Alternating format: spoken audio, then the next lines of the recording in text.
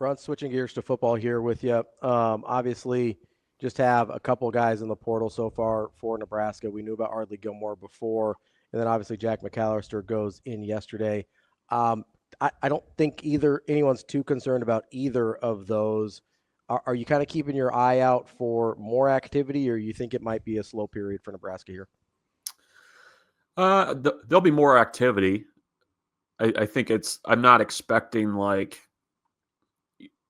I'm not expecting a ton of surprises, I guess, is probably the best way I would put it. I mean, we still don't know what the roster rules situation is going to be from the settlement, so I'll be curious to see how many guys have to actually leave. I mean, they're going to have to get rid of some guys, unfortunately, and there's some guys that are going to have to move on to other situations. But with the way the schedule is for Nebraska spring ball, I mean, they're technically not done until after the portal window closes. So it's a little bit of a different decision too, that okay, I'm going to leave in the middle of spring practice here. That's, I think, a little bit of a differentiator for Nebraska with the portal. But I mean, I think it's going to be relatively quiet. I mean, I think Nebraska's done a pretty good job of being pretty clear with guys about where they fall on the pecking order. Even John Butler was saying earlier this week that, they feel like they've got a pretty solid two deep. I mean, I think they've kind of got things organized in their minds about how it's going to look and who's going to factor and who's not. So I would hope, and I don't think that there's a ton of mystery over there about where guys are. So I would lean towards a little bit more of a quieter period for Nebraska. You're not going to see a line of guys going into the portal, I don't think. Yeah, we keep quoting Coach Rhule last week with what he said about the secondary and the number of potential starters he sees, and him kind of waxing poetic. It was kind of doubled down a little bit with Butler, where he says he feels like he's got a good idea of the two deep. Level of surprise that secondary seems to have taken shape the quickest after all the hand-wringing and consternation in the offseason about their numbers. Yeah, well, there's still a lot of them. That hasn't changed. It's, I don't know, I guess when you kind of when you've got you had the numbers, I guess, in that group, and that's certainly a discussion point. But I mean, I think you probably could have, even back in February, said these are the guys. You kind of do your tiers, right? You got some guys that are above the line, some guys that aren't going to be above the line. So I don't know. And I mean, does the fact that John Butler works closely with the secondary, does that also kind of factor that he has a pretty good read on where guys are at and where guys were at coming from, out of the bowl? I mean, that's the value too of the bowl practices, right? Was you got a pretty good look at some of those younger guys and what they might be able to do, and be able to project where they were potentially going to help you this spring. So, I mean, a little bit of a surprise because you had a lot to sort through, but I mean, also not hugely surprised. I mean, I think that position group, based on what they've said, I mean, I think there's a pretty good potential to mix and match and play situationally back there. That's what he likes. You. What? Situationally, just moving guys around Yes. with the dimes and the nickel. Here's the other thing, though, Brunsy. Sorry to steal it from this question. That's the only time I'll be nice to Ravi. I had to apologize real quick, Brunsy. You're getting soft. I know. I went hard earlier, so I'm kind of. He probably got a text from his mom, told him to be nice to him. That ain't it. I haven't heard from her yet. Damon, stop yelling at that poor boy. Mom, did you not hear his first 30 minutes? He was borderline offensive. Couple back to Africa jokes this morning already, Bruns. He came in hot. You brought it up. He came in hot. I did not bring up Marcus Garvey. You did. That's on you. Oh, that's on you.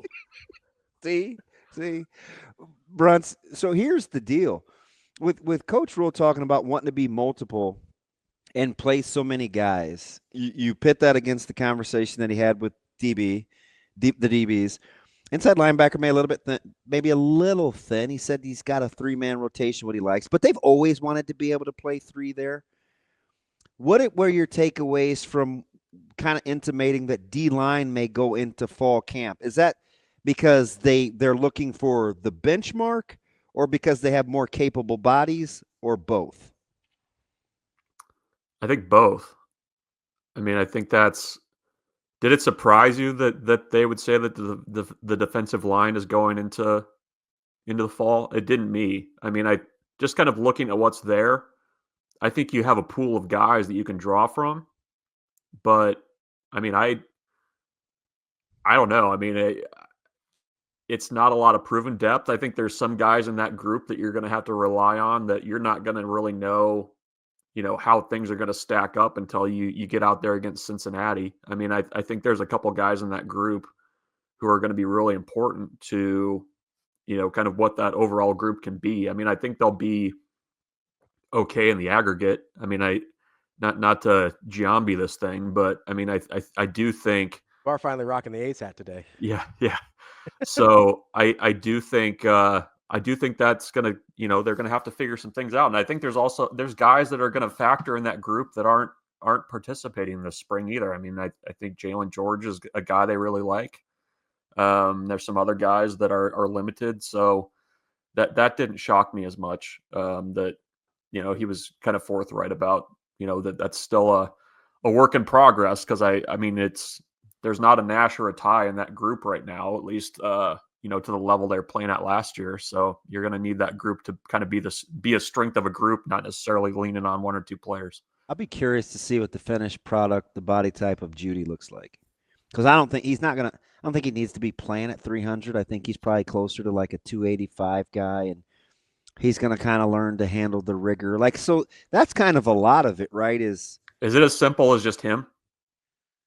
So probably not, right? You need a little more, you need some experience and a little more know-how from a guy like Keona Davis, who you feel like is uber talented. But I mean, repetitively, like you see head down, you got to get down. You still need the rigor of seeing multiple fronts and multiple looks. So maybe with an inexperienced group, that's the part that takes time, because I think consistency of the rep as a D lineman is probably as important as splash plays or potential, or because when you bust, it's so that's what I think the difference is. Like last year, I think consistency of the rep was really solid. I think splash plays left a little bit to be desired. I think splash play potential is higher with this group. We just aren't to do there the right yet thing, on the consistency of reps. So maybe that's the part, Brunsy, that they're kind of talking about, It's interesting watching Terry Braden coach too, because like he does not let a rep go poor, even the stance, right? It's like, what are we talking about with our 3-point stance? That 3-point stance, it's like, yeah. I mean, gone are the days of get comfortable, right? Like get to where you're comfortable, butt down, just like, no, they're very particular. And they repeat it and they repeat it and they repeat it if you don't get it right. Like I noticed that the first open thing, it was like, okay, they were working their way down the field a little bit with the sled, and there were guys and even veterans that were having to repeat things just because it wasn't just as they wanted it. So I thought that was interesting. I mean, that's not probably a novel thing, but I noticed it. Bruntz, last thing for me before we let you go here. We talk a lot about Nebraska and who they might lose to the portal. If Nebraska targets somebody from the portal, what position group do you think that's in? Well, at punter. looking for a punter now, right? That was quick. Yeah. So there's that. I think, I don't know. They're probably like everybody, right? Like you're window shopping for the lines, just seeing what's there. I mean, if you're a defensive lineman with any kind of production right now in the portal, I mean, you could probably start buying some things on credit, I would guess. I think, I don't know. I mean, with Gilmore being out, do you look at wide receiver with what's there? I don't know. I mean, I think they did a really nice job of addressing needs in the winter cycle, that I don't know that there's just like pressing needs right now, like absolutely have to get this position. I mean, there's some spots where it would be nice to have another body. I mean, even, you mentioned the 3-man rotation at inside backer. I mean, do you find a fourth guy out there that's hanging in the portal that might help you? I mean, I think that's just kind of where Nebraska's at right now. And it's interesting too. I mean, this is the first portal cycle where Nebraska's had a dedicated general manager and kind of, taking a hard look at what the roster needs. So, I mean, I think he's put a department together that's portal specific too. You know what I mean? As opposed to, it makes sense. Best dabble in both worlds. Like, I think he's kind of built that thing. And I think he knew before the bowl game, he's like, I need a portal staff. Yeah. I got a lot of guys double dipping. It's 700 guys going yesterday. I mean, like, you're not sitting around with 3 people who are, taking their time looking at different things. I mean, you need to bear down on that stuff, I guess.